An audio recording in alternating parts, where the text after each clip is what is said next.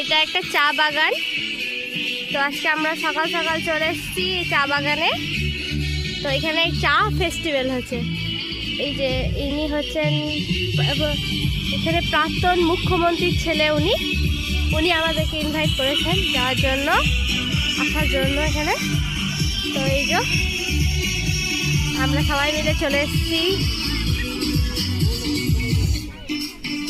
আপনাদেরকে দেখানোর চেষ্টা করছি চা ফেস্টিভ্যাল কেমন হয়।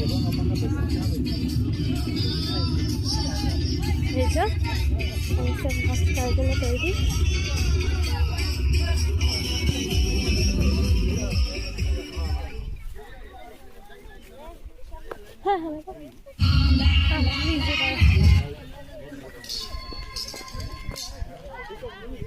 এখানে বিভিন্ন প্রকার চা আছে। এটা হচ্ছে ফুলের চা।